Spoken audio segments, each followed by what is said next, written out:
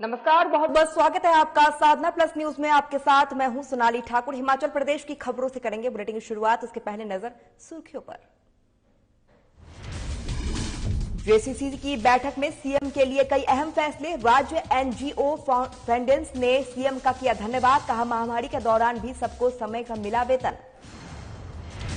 कर्मचारियों को मिली बड़ी राहत। सीएम के फैसले का कांग्रेस ने किया स्वागत। फैसले को बताया उपचुनाव के लिए मिली हार का नतीजा।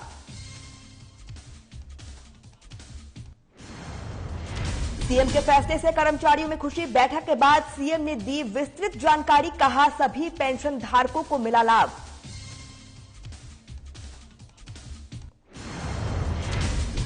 पूर्व सीएम की प्रतिमा स्थापित करने की मांग। कांग्रेस ने कहा, रिज पर स्थापित हो वीरभद्र सिंह की प्रतिमा। उनके प्रति लोगों में प्रेम और सम्मान।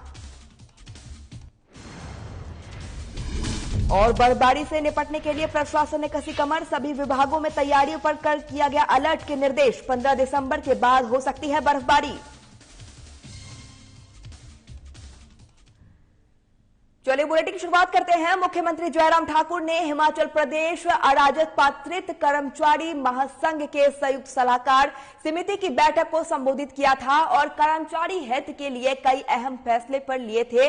वहीं कर्मचारी भी मुख्यमंत्री के इन फैसलों से खुश नजर आए। सीएम ने इस बैठक के लिए गए अहम फैसलों की विस्तृत से जानकारी दी है। उन्होंने बताया है कि राज्य के कर्मचारियों को 1 जनवरी 2016 से नया वेतन माह प्रदान करने और जनवरी 2022 का वेतन संशोधित वेतन माह के अनुसार फरवरी 2022 में देने की घोषणा की गई है।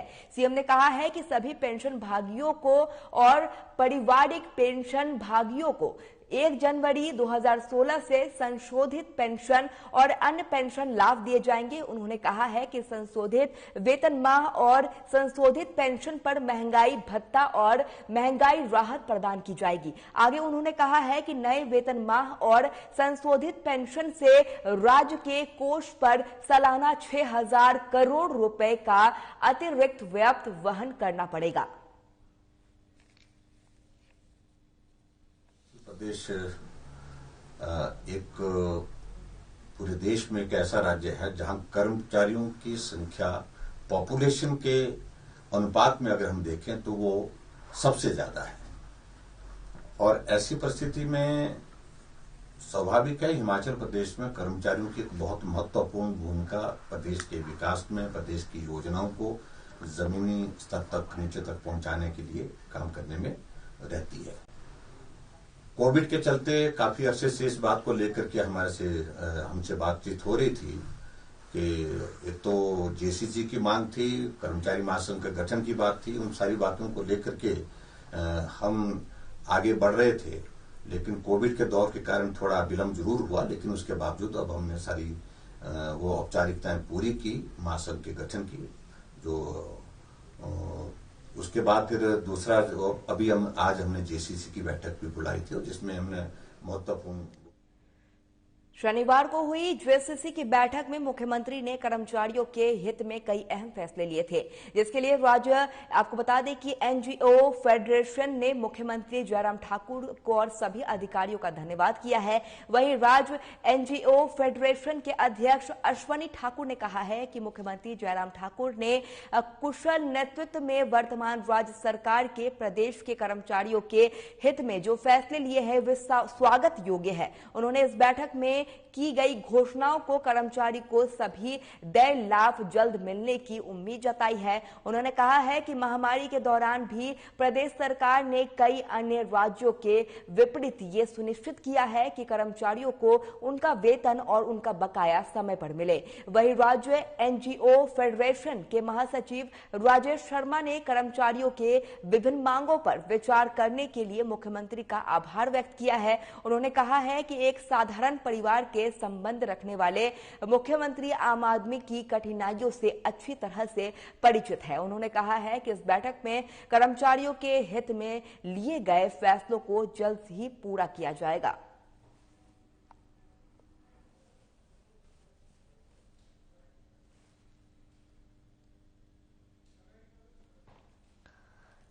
और आपको बता दें कि जेसीसी की बैठक में मुख्यमंत्री ने कर्मचारियों के हित में कई अहम फैसले लिए, जिसको लेकर अब राज्य एनजीओ फेडरेशन ने मुख्यमंत्री जयराम ठाकुर का आभार व्यक्त किया है। इस दौरान उन्होंने सभी अधिकारियों का धन्यवाद भी किया है। वहीं आपको बता दें कि राज्य एनजीओ फेडरेशन के अध्यक्ष अश्वनी ठाकुर ने कहा है कि मुख्यमंत्री जयराम ठाकुर के कुशल नेतृत्व में वर्तमान राज्य सरकार के प्रदेश के कर्मचारियों के लिए हितों में जो फैसले लिए गए हैं वे स्वागत योग्य है।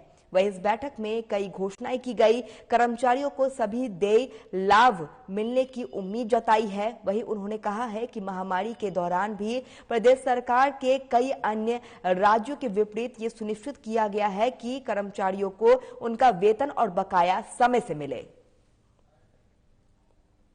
बड़े बड़े निर्णय लिए हैं कर्मचारियों के पक्ष में, आज सबके सामने हैं कि क्या क्या हुआ, क्या क्या होगा, क्या ऐलान हुए हैं जिनसे आप छठे वेतन योग की सिफारिशें हैं, कॉन्ट्रैक्चुअल पीरियड है, दैनिक वेतन भोगी है, जो पार्ट टाइम विभिन्न विभागों में कुछ के 12 से हर श्रेणी को एक एक साल जो उनका पीरियड घटाया है। बाकी एग्जैक्ट में तभी कह पाऊंगा जब चिट्ठी आएगी सामने। पर इतने दूसरे जियो जो सबसे बड़ा मुद्दा था, बहुत बड़ा, जियो का उन पे राइडर 8 साल का लगा था, वो भी एड पार क्लर्क लाए। और जो हमारा अभी कुछ दिनों पहले नोटिफिकेशन हुई थी जिसमें जो सीनियर असिस्टेंट की एलिजिबिलिटी 10 साल होती थी 7 साल की है, तो उसमें जो हमारा स्टेनोटाइपिस्ट है उनको भी उसमें इंक्लूड किया है। तो बहुत सारे कोरोना मुल्क का इशू है, तो ये निर्णय 2-4 दिन में आने हैं, नोटिफिकेशन कल तक क्लियर आनी है। हालांकि जो निर्णय जेसीसी में हुए, आप पूर्व में देखिए इतने बहुत निर्णय हुए हैं, मुझे अभी खुद ही ध्यान नहीं है, शाम तक हम करेंगे, लिस्ट चेक करेंगे।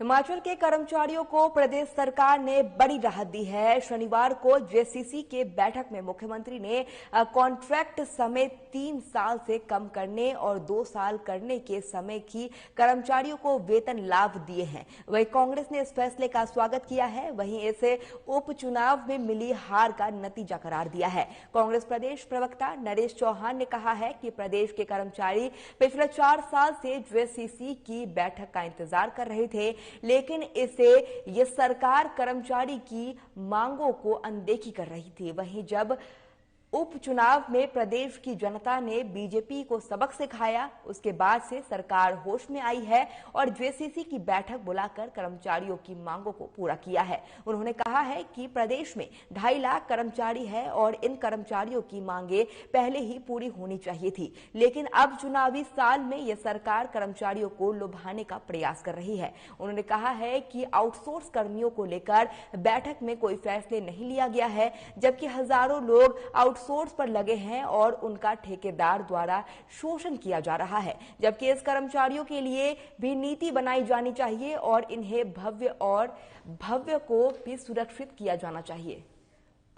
और आपको बता दें कि इस दौरान भविष्य को सुरक्षित करने की बात कही गई है। साथ ही आपको बता दें कि हिमाचल के कर्मचारियों को प्रदेश सरकार ने बड़ी राहत दी है और इस दौरान कांग्रेस ने इसका स्वागत किया है। साथ ही इस दौरान कांग्रेस का यह कहना था कि बीजेपी को मिली हार के बाद, ये सबक सीखने के बाद बीजेपी ने यह फैसला लिया है।